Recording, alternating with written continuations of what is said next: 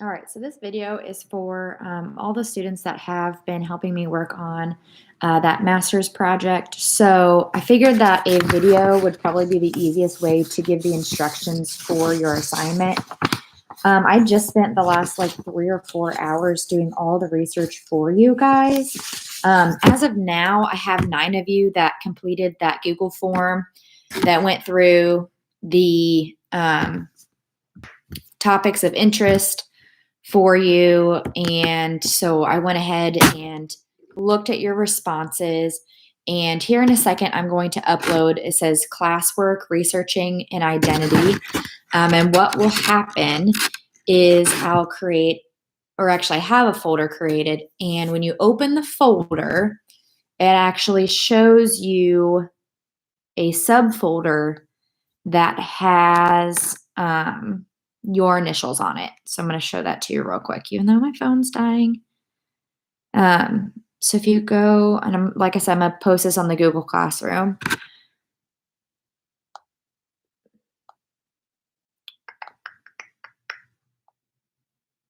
There should be a folder.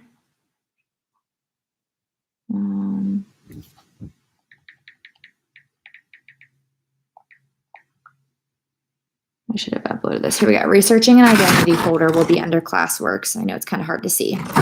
And then when you click on that, it has everybody's initials. So you'll just click on your initial for your topic. So I tried to stay as close to your topic of interest as possible. If you click on your folder, it'll pull up your objective. So I gave 2 or 3 varying primary sources for your event or group of people. And then at the bottom, it says what your task is. So I have an even better template that I'm going to upload, but it's going to be the exact same concept of the identity chart that you created for yourself, but now you're going to do it for a group of people. Okay. But I have a better electronic version of it so that you don't have to print it and try to scan it to me. So I will upload that. And then I put at the bottom your task. So for example, one of you had the Battle of the Alamo as a point of interest. So I went through looking at background information about differing perspectives, right? Because it's 2 different groups of people fighting amongst each other.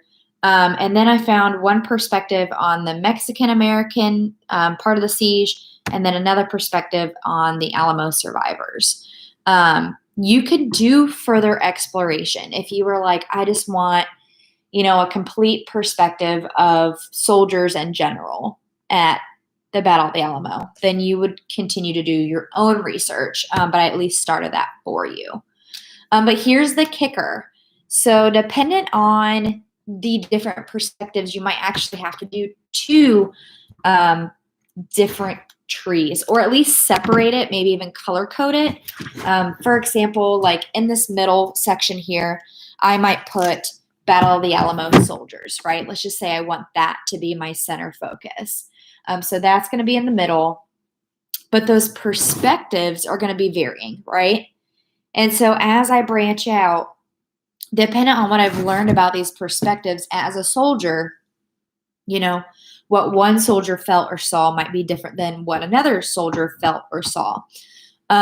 So see if you can either find similarities in those experiences, or you need to be specific in your tree to show, Mexican-American experiences look like this. Meanwhile, Texas or American perspective look like this. Or you can do it separate. You could do 2 separate ones where you say, in the middle, I'm going to put Mexican-American perspective. And then I'm going to put Texas perspective because they're not really American yet, right? I shouldn't even say Mexican-American because they're not American yet. So Mexican perspective versus Texas, right? And then create... Honestly, this is going to be the easiest way, is just to do 2. But then create the experiences that each group had based on what you've learned, right? And that's all you have to do at this point. That's all you have to do, okay?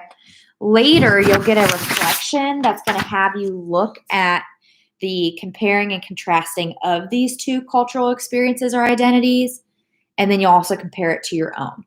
But we're not there yet, okay? We're not there yet. So I'll give another example. I know this is going to seem really, really hard because you've probably never had a history teacher do this with you. So if you have any questions or need any help, please let me know.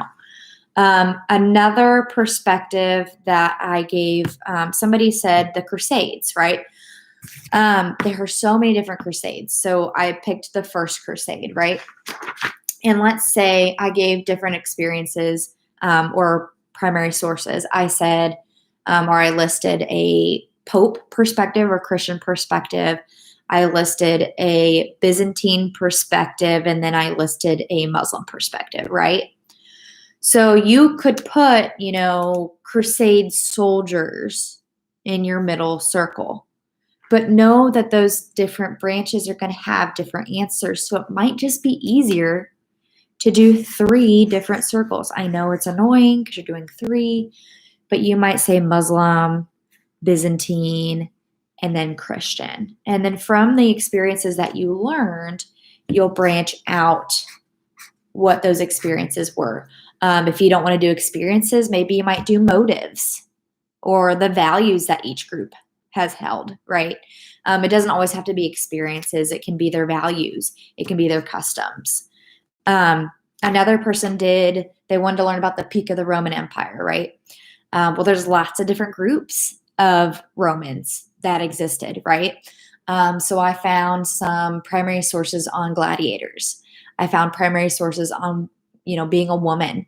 And I found primary sources on, I think it was like the Senate, okay? So again, you could put Roman citizen in the middle, see if you can find some commonalities, or, if you're not ready to jump into that yet, just do them separate, a woman perspective, a slave perspective, gladiator perspective, and then we can get to that next step together, which is finding those commonalities and differences. So the goal of this lesson, and it's going to be a couple weeks that we do this. So the first part is just you're reading what I've provided you, and then you're creating those circles, just like you did for yourself, but now you're going to do it for another group, a group that you've learned about. And you're really like kind of taking notes, or you're analyzing what you've read.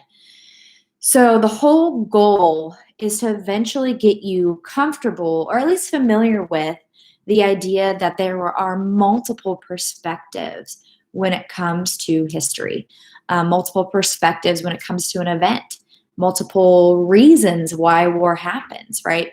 Multiple motives, multiple effects, right, that people have. So again, my suggestion to you would just be take step 1, do them multiple. Okay, you could even write a paper like me after you've read everything. That's fine, but I will provide the electronic version if that's easy too for you to just type in. Okay, but that's the goal. Please let me know if you have questions. I want to see how you guys do. It's going to be hard. It's going to be hard. But I want you to try something new. So good luck.